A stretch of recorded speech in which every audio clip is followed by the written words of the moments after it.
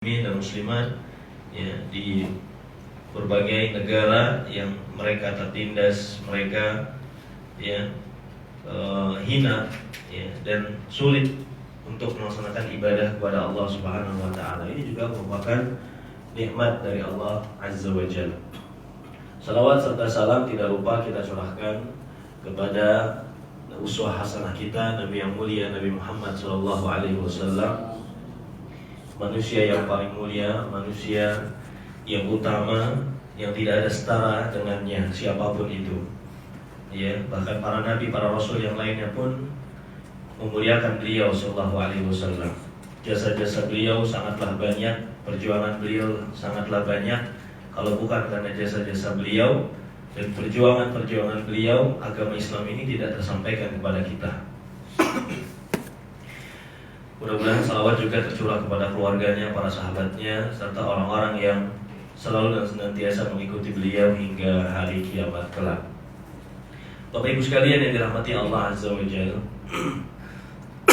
pada kesempatan siang hari ini ya, ini temanya apa? Tadi apa siapa? Pada zaman terserah gitu. Akhirnya saya coba pilih tema musibah, sebab musibah dan hikmahnya. Kemudian beliau tadi menyampaikan usulan tentang amalan yang bisa masukkan di dalam surga. Pilih mau yang mana ini?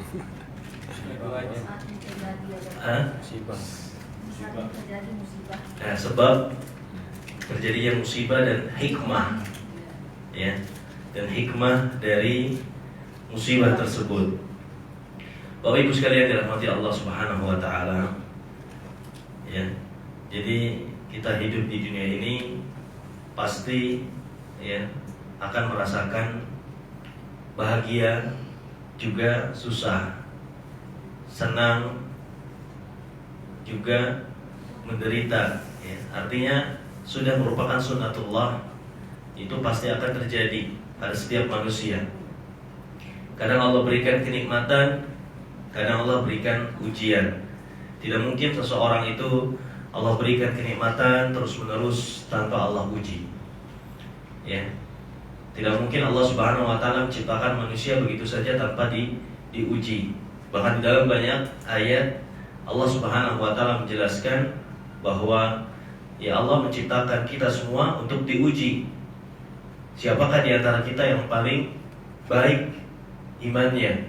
Siapakah di antara kita yang paling banyak amalnya? Ya, liyabluwakum ayyukum ahsanu amala. Agar Allah menguji kalian, siapakah di antara kalian yang paling baik amalnya? Ya, yang paling baik amalnya. Kemudian dalam ayat lain Allah Subhanahu wa taala juga pernah berfirman bahwa apakah manusia itu mengira bahwa mereka diciptakan oleh Allah begitu saja tanpa diuji? Ya, ini tidak mungkin.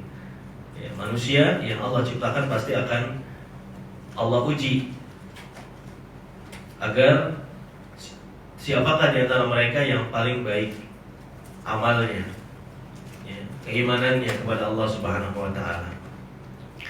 Namun dari ujian tersebut ya, ada sebabnya, ada musibah yang Allah Subhanahu wa taala berikan kepada kita. Jadi ada musibah, ada ujian. Nah, ini berbeda. Kalau ujian ya, yang menimpa orang-orang yang beriman, ya Allah ingin menguji mereka.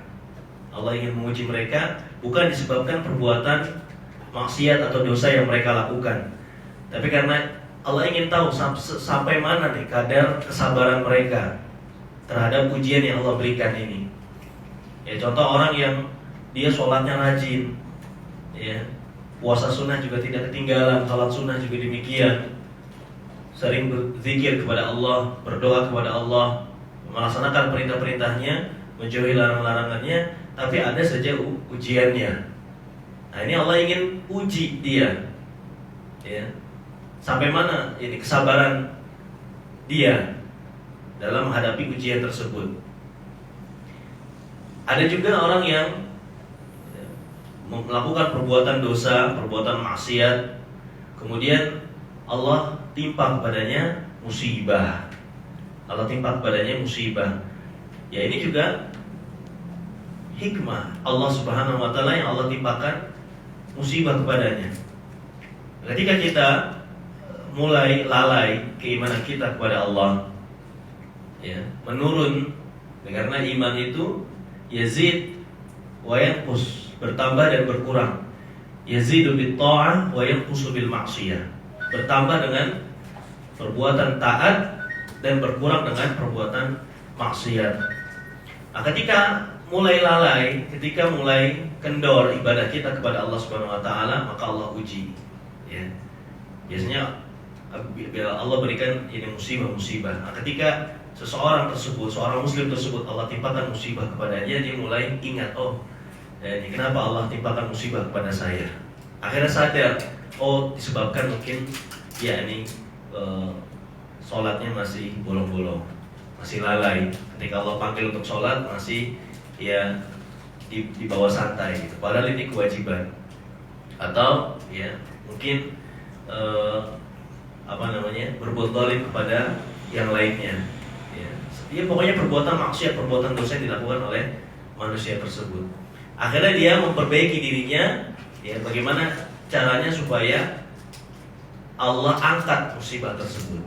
Ya. Nah, ini kebaikan juga yang dimiliki oleh seorang muslim. Perkara seorang muslim itu baik kok semuanya. Sebagaimana yang disabdakan oleh Rasulullah SAW, ajaban li amril mu'min, sungguh menakjubkan perkara seorang muslim.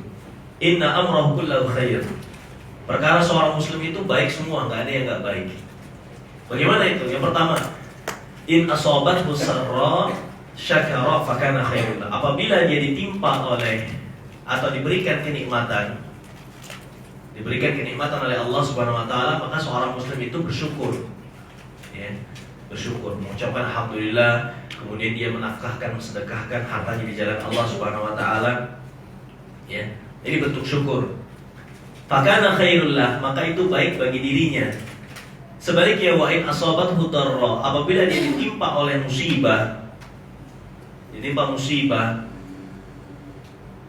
kemudian apa yang dilakukan oleh seorang muslim itu? Bersabar apabila ditimpa musibah. In asabathu darra sabara fakana khairul lah. Apabila dia ditimpa oleh musibah, maka dia bersabar, maka itu pun baik bagi dia. Jadi kalau dapat nikmat bersyukur, kalau dapat musibah bersabar. Ya, sabar tanpa batas, Bapak Ibu sekalian. Ya. Sabar tanpa batas, jadi nggak ada batasnya. Jadi jangan mengatakan sampai kapan saya bersabar. Nah, ini tidak benar. Kenapa? Karena Allah membalas pahala yang terus-menerus kepada orang-orang yang sabar. Itulah disebabkan sabar itu tanpa batas.